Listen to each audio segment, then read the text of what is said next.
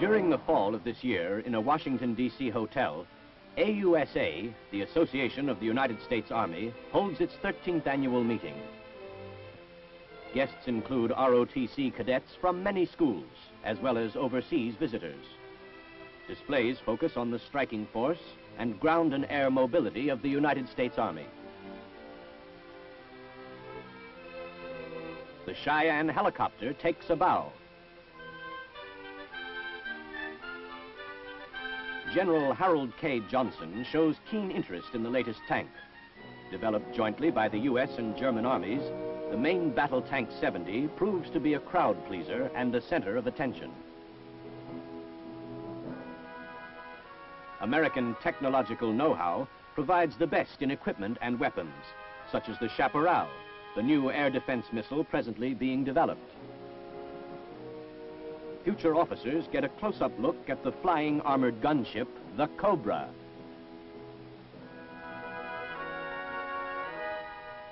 And its deadly fangs.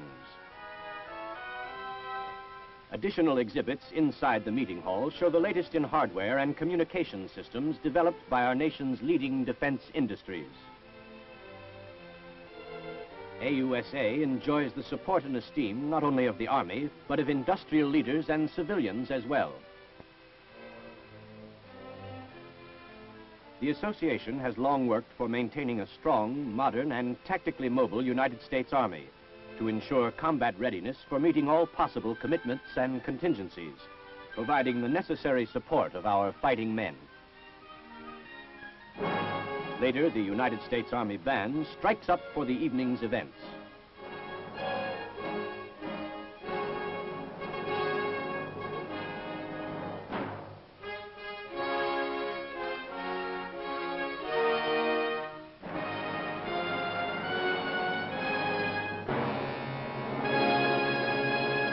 A highlight of the meeting is the AUSA presentation of its annual awards.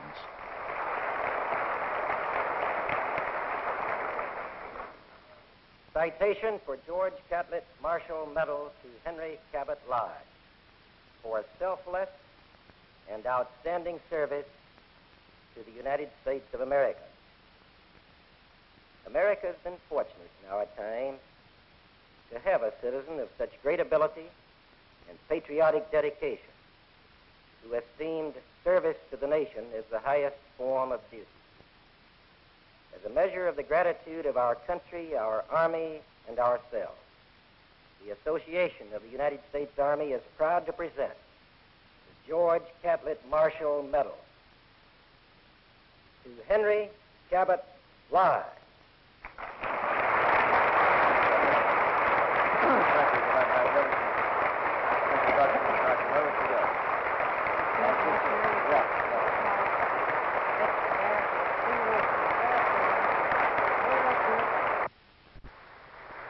The AUSA meeting is honored by the presence of the Army Chief of Staff, General Harold K. Johnson, who delivers the major address of the day.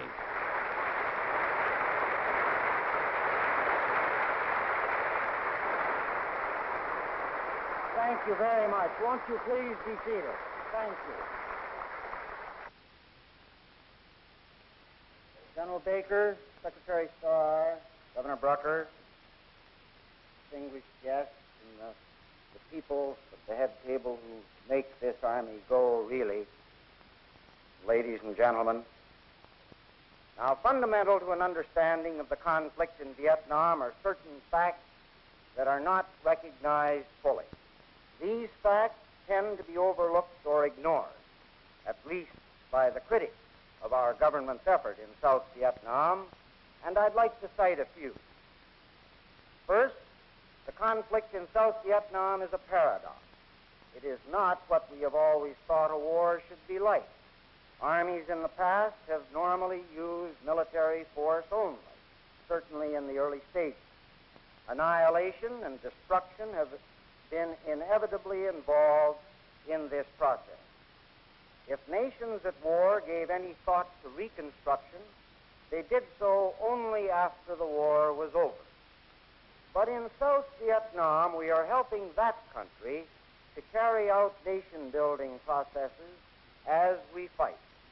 Our war aims are specifically limited, but our post-war aims, which are civilian in nature, are limited only by what we can help South Vietnam achieve as a young republic after the aggressor has been made to lay down his arms. Second, the armed forces of South Vietnam are training and fighting at the same time. Yet, their performances are being judged daily as though they were seasoned troops. Admittedly, they have problems in leadership, but this, too, is slowly being overcome through experience and training. Another fact, South Vietnam as a whole is very nearly ideal for the type of warfare being waged by the communists. Its geography, combined with the complexities and diversities of its culture and society, and the state of its fragile economy, favor the insurgents. We should remember this: the job of the insurgents, simply to tear down or destroy, is always easier than the task facing the builder. In other words, it is always easier to be against something than for something. It is easier to destroy than to create. Now, here then are a few questions which seem to be bothering people the most at this particular point in time, and I'm going to endeavor to give my own answers to them. Perhaps the most burning question in people's minds, and one that has become the entire basis for some of the most vocal opposition to our government's policies, deals with our being in Vietnam in the first place. They ask, are we right in being there? It is too far from our own shores, they say. They contend that we are meddling in a civil war. The answer to this question is contained in the answer to another. Why are we in Vietnam at all? Our president has answered this question many times, and I'd like to quote just one of the answers that he's given. We are in South Vietnam today because we want to allow a little nation self-determination. We want them to be able to go and vote for the kind of leaders they want and select the kind of government they want. We want them to be free of terror and aggression in doing that, as we want it for ourselves. We made a contract. We had an agreement. We entered into a treaty that was confirmed by our Senate 82-1, saying that in the face of common danger, we would come and help. We came. We are helping. We are doing our best. The end of his answer. Our freedom and stable government for a diverse group of warring Asians, worth the life of several thousand, or 100, or even one American soldier. This thought tears mercilessly at the heart and at the soul of every thinking person. I read the casualty lists as they come to me and across my desk day by day. I write a personal letter to every family that loses a son, or a husband, or a brother. The replies that I receive, whether they show bitterness or courageous acceptance of the sacrifice, widen the wound in me that I don't think will ever heal.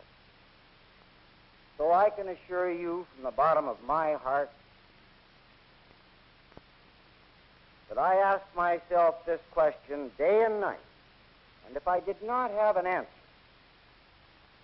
I don't think that I'd be able to take the first step each morning that leads from my house to the office.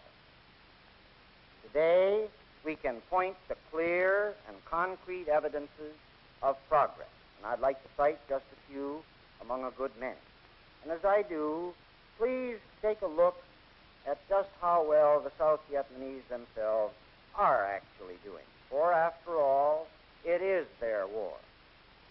Now, here they are, Both the morale and the performance of the South Vietnamese armed forces have improved steadily.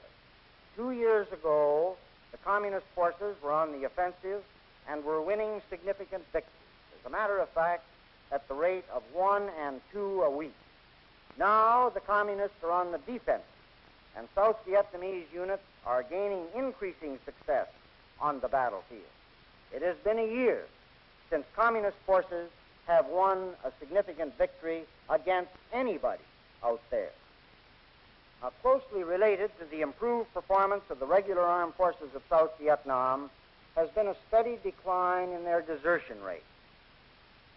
In his speech, General Johnson also spoke of the valor of the United States soldier. Some of my friends have accused me of being a little emotional at times when I speak of the American fighting man. Maybe I am. I can tell you that I'm proud to be wearing the same uniform that he does, and I am optimistic enough to believe that tomorrow's dawn, tomorrow's outlook, may be a little brighter and a little more secure because of him. And I want to leave with you this last thought. It's in the form of a prayer that was sent to me by a friend. I got it the day after I came back from Vietnam last time, and here it is. O Lord, lest I go my complacent way, help me to remember that somewhere out there a man died for me today. So long as there be war, I must ask and answer, am I worth dying for?